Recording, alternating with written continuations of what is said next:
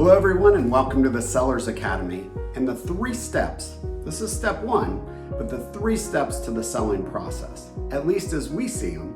Others may have a different opinion, but what we wanted to relay is those 3 core steps that are going to help you understand the overall seller process.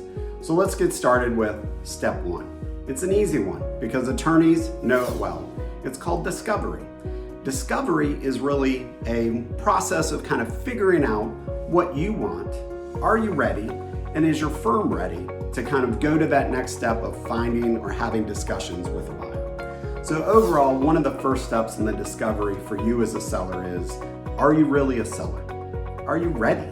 And I really break this down into, are you personally and emotionally ready? Right? That's one question because it is a emotional commitment. It's a personal commitment. The other is, are you financially ready? Have you checked and gone through with, overall financial retirement planning or anything else, whatever your goals are you financially ready to exit the practice? No matter what your practice comes back with on evaluation, are you ready to go and can you kind of live as you need to live? So if you need a retirement advisor, financial advisor, we've got great ones in our trusted partners, but that's a key concept that you want to understand before you really get to the next steps of moving on in the seller process. The other part is, are you a seller? Are you ready? Is what are the market conditions for you, for your practice? You need to understand those and make sure that you understand that your practice is sellable. All practice have a potential buyer. It's just the timeline and the structure and everything else to get it there.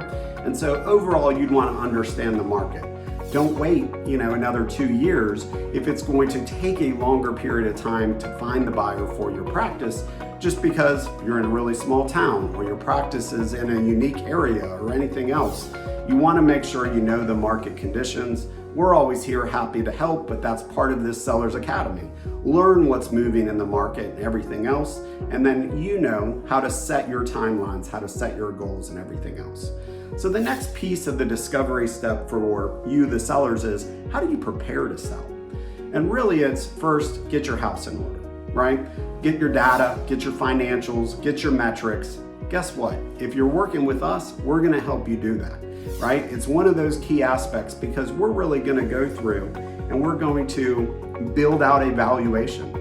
We're going to build out market materials in this discovery phase so that we can present to a potential buyer and say, here's the financials, here's why it's awesome and great and you should buy it, and here's all those things like, vendors, contracts, everything else that we're going to ask you for during that discovery phase. If you're not working with us, you still need to go through that. You need to build out essentially everything that a buyer potentially might want to see initially. Doesn't have to be everything, but might want to see initially. And a lot of that is financial. A lot of the other things is what makes your firm great, right? What are those things that really make your firm great and kind of carry that forward? So overall, right, that's in the preparing to sell stage, that before you go to market, you really want to have valuation. You want to have your deal terms, purchase price, purchase terms, and you want to have the materials to show somebody, this is what my firm is. The business of a firm, this is what it is. This is how we operate. This is my awesome team. These are my awesome type of clients that I work with, right? These are different things that really help move the needle when you're talking with a buyer, especially early on. And then the last piece of this discovery phase is really understanding sales structures. We talk a lot about buying and selling law firms, and then we get the question a lot of, well, what does that selling or buying really mean? Sale can mean a lot of different types of structures. And so when we look at it, there's a sales structure that is really a business asset purchase, right? Somebody's going to go and buy all of the assets, including the name, the goodwill, everything else. They might do it as an asset purchase or a stock or equity purchase, but really they're coming in to do that just like a real estate purchase or otherwise, right? They're buying everything. To the outside world, it's still going to be a merger. It's still going to be seen as kind of a joinder of those forces, but behind the scenes, it's really an asset or a true type of business purchase. In law, though, there's some other ones as well. And so what we see very commonly is a merger. Maybe the cash out price isn't the key focus.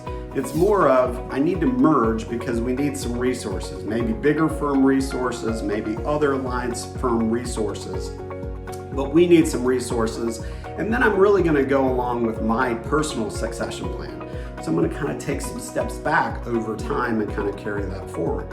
Well, that's a sales structure too, because we're still gonna be focusing on how to monetize the value that you've built, right? It may not be this big check at closing under an asset purchase structure or anything else, but overall, we're still going to focus on monetizing the value and getting that paid to you under this merger type structure, right? So merger is a key component, or a lot of times joiner. It may be that you're going to kind of look and see, how these firms can join together to kind of form this new structure or anything else. It's all part of succession, it's all part of exit, and we count it all as part of sale because it works. It works for lawyers who are looking to exit and monetize the value and go into retirement, preserve what they've built. It works really well. So again, we have asset sale, we have these mergers, and then the last piece is we love of counsel. Of counsel is one of those components that you'll see a lot of times if you are in a very niche practice. Otherwise, you may really need to kind of affiliate with a firm that does a lot of this, right? Everything else, finding a buyer in the marketplace is a little bit tougher. But of counsel, same thing as what we were just talking about with merger. You can join a firm, promote to everybody, move clients, move referral sources, everything else. You'll be able to shift and transition that over to that firm, get still paid and compensated for the value that you've built. The financial terms are still there to pay you over time, not to have to do the work, but just that you've moved your book or you've moved your value over to that firm and you can be compensated for it. So overall, again, those are sales structures. There's lots more. So you can't put attorneys in a box. Is that a box? You can't put attorneys in a box. So sales structures vary. The key component is to find what works for you. Be open to those structures, but really focus on your goals and needs so you can get through that. So again, step one of discovery. If you get through this, you really have a good understanding of what's out there in the market. You're ready to go. You've built out your valuation, your market materials, and now you're ready to go into market, which we'll talk about next.